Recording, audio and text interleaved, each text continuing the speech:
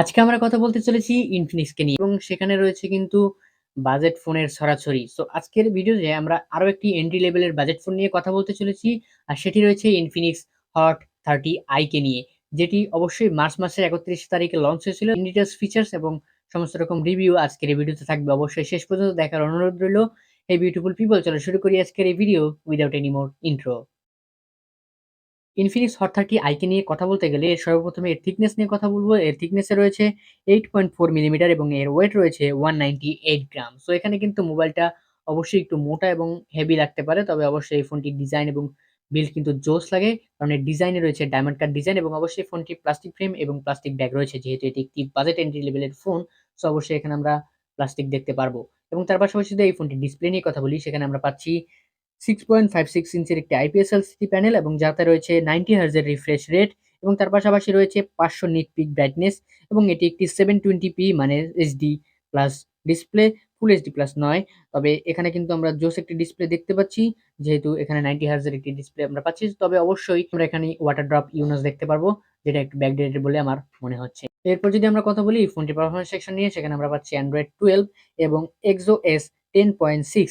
যদি এর operating system একটু ওল্ড রয়েছে, তবে অবশ্যই সেটা আপডেটের মাধ্যমে আপগ্রেড করা হবে। এবং অবশ্যই এই চিপসেট নিয়ে কথা বলি, সেখানে আমরা পাচ্ছি ইউনি এসওসি T606 12 ন্যানোমিটার একটি অক্টোকর প্রসেসর, আর জিপিইউ তে রয়েছে মালি G57 এবং MP1। সো এটা একটি বাজেট এন্ট্রি লেভেলের ফোন হয়, এর চিপসেট রয়েছে ইউনি এসওসি। সো অবশ্যই সেটা বাজেট এন্ট্রি লেভেলের ফোন হয়, অবশ্যই সেটা ভালো পারফর্ম করতেছে এই ফোনের বাজেট অনুযায়ী।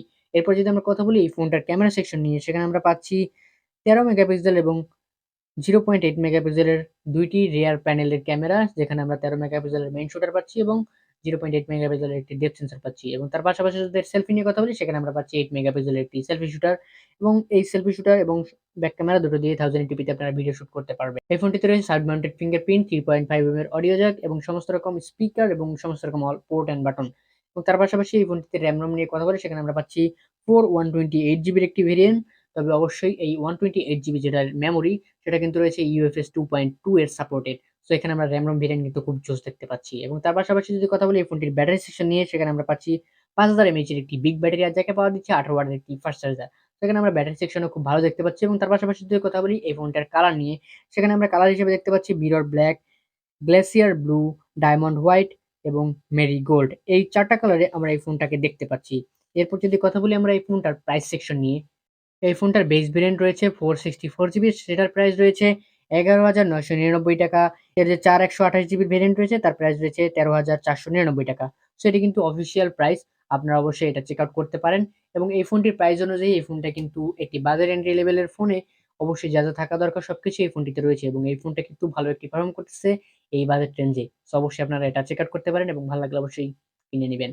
আজকের এই ভিডিওটা কেমন লাগলো অবশ্যই কমেন্ট করে জানাতে পারেন। দেখা হবে নেক্সট ভিডিওতে নতুন কিছু নিয়ে। Till then, stay well, stay safe, and be happy. Chill, bro.